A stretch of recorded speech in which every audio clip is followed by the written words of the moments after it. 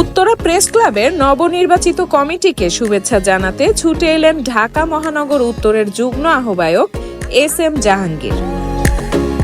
উত্তরা থেকে মোশাররফ হোসেনের পাঠানো তথ্য ও ভিডিওতে দেখুন বিস্তারিত। এ সময় উত্তরা প্রেস ক্লাবের নির্মাণাধীন ভবনে এসে নবনির্বাচিত কমিটিকে ফুল দিয়ে শ্রদ্ধা জানিয়েছেন বিএনপি নেতা এস.এম. জাহাঙ্গীর হোসেন। মঙ্গলবার দুপুর 12টায় প্রায় অর্ধশতাধিক নেতাকর্মীদের নিয়ে প্রেস ক্লাব ভবনে উক্ত শুভেচ্ছা বিনিময় করা হয়। শুভেচ্ছা বিনিময় শেষে এস.এম. জাহাঙ্গীর বলেন, রাজনীতিবিদরা সাংবাদিক মহল এক হয়ে কাজ করলে সমাজের অপরাধমূলক কর্মকাণ্ড নিরসন করা সম্ভব। এ সময় ক্লাবের নবাগত সভাপতি আলাউদ্দিন আল আজাদ বলেন, সাংবাদিকদের কল্যাণে কাজ করে যাবে উত্তরা প্রেস ক্লাব। সেই সাথে সমাজের নানান অনিয়ম তুলে ধরার মাধ্যমে বস্তুনিষ্ঠ সাংবাদিকতাকে ত্বরান্বিত করা হবে।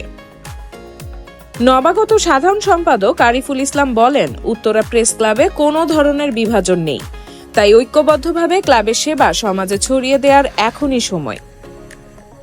এ সময় কমিটির মধ্য থেকে অন্যান্যদের মধ্যে উপস্থিত ছিলেন সিনিয়র সহসভাপতি বদরুল আলম মজুমদার, সহসভাপতি সাইফুর নূর শুভ, যুগ্ম সাধারণ সম্পাদক সৈয়দ ইদ্রিস আলী, মহিলা বিষয়ক সম্পাদক মাহমুদা আক্তার পুষণ, দপ্তর সম্পাদক রেজাউর রহমান, প্রচার ও প্রকাশনা সম্পাদক ইব্রাহিম হাসান, সংস্কৃতি ও ক্রীড়া সম্পাদক সাইফুল ইসলাম সহ উত্তরা প্রেস ক্লাবের অন্যান্য সাংবাদিকবৃন্দ উপস্থিত ছিলেন। যারা নির্বাচনে হয়তো সহযোগিতা করেছে তাদেরকে অভিনন্দন জানাচ্ছি যে আপনারা একটা নির্বাচন করেছেন।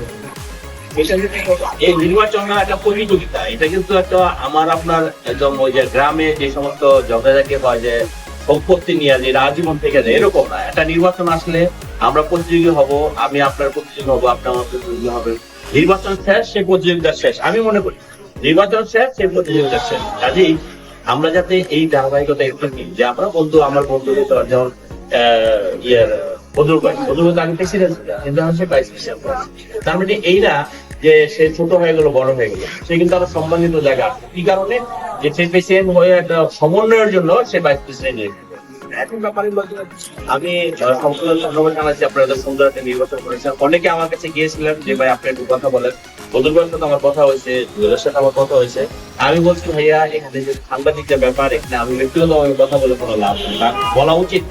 সাংবাদিকরা যারে ভালো মনে করবেন তাকে ভোট দিবে, এটাই স্বাভাবিক এবং এটাই হওয়া উচিত, তাই না? আমার ভোট আমি দেবো। আমরা যে ভোটের জন্য বিগত 16 বছর আন্দোলন করছি, দেশে দেশে ভোটের